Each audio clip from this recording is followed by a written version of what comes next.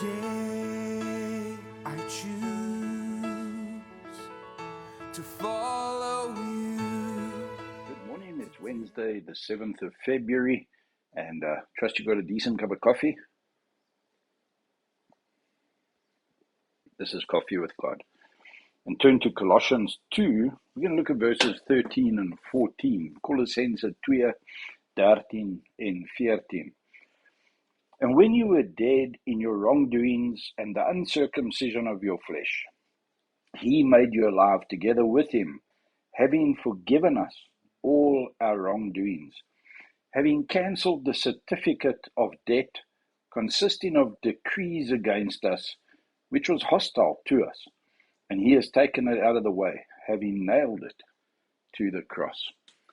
Now, what we have here is Christianity. What we have here is the essence of our salvation, in that we are the ones who had done the wrong. We are the ones who have this charge sheet against us. We are the ones who, the devil has a list of things that we have done which are sinful, which are against God's will for our life, and he can present it, and it's, what does it say?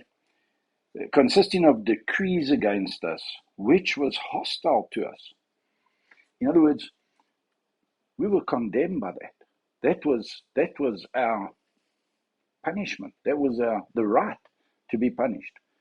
And Jesus Christ took that and nailed it to the cross in the form of his own body.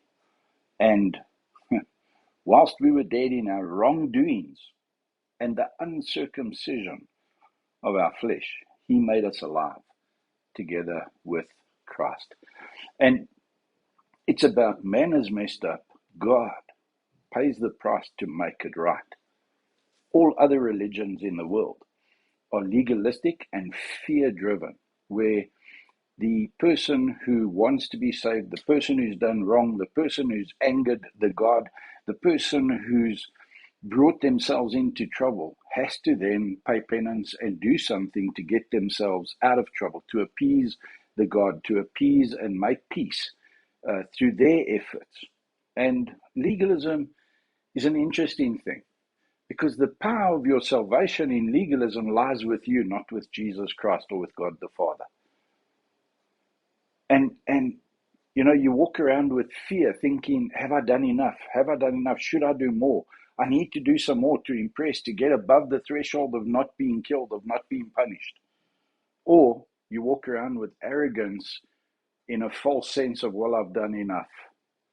I'm better than, and I'm definitely forgiven. I'm definitely, because look what I do. And you walk around with a self-built sense of arrogance.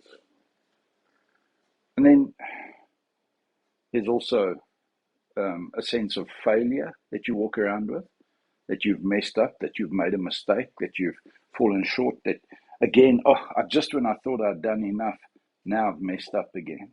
And that's all legalism, because it all lies with what I do and what I don't do, and how much I've done and how much I haven't done, and who have I done it to and why have I done it. And God says, let me take that. Let me deal with that. Let me deal with the sinfulness. Let me deal with everything that condemns you. Let me put it on my son, so that you and I can enter into a relationship together.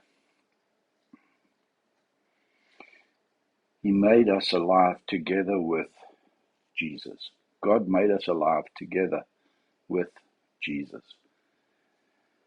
And out of that relationship, I live a relationship, not a contract, not a sense of having to do. Ek leef omdat ek 'n seun is in hierdie wêreld. Ek is nie meer 'n slaaf nie, en ek is nie meer iemand wat almal om my moet beïndruk. Ek is wie ek is, want ek is in verhouding. Ek is lewendig gemaak. Ek is nie meer dood nie. Ek is nie meer 'n sukkelaar. Ek is nie meer iemand wat moet strewe en outperform om myself goed te laat lyk.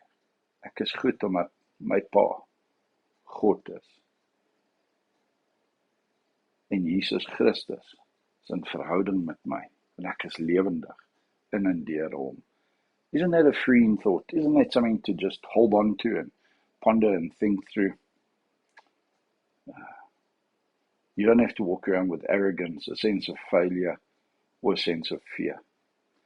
You can have a joy which comes from knowing all is well. Have a wonderful, wonderful Wednesday. May the Lord bless you.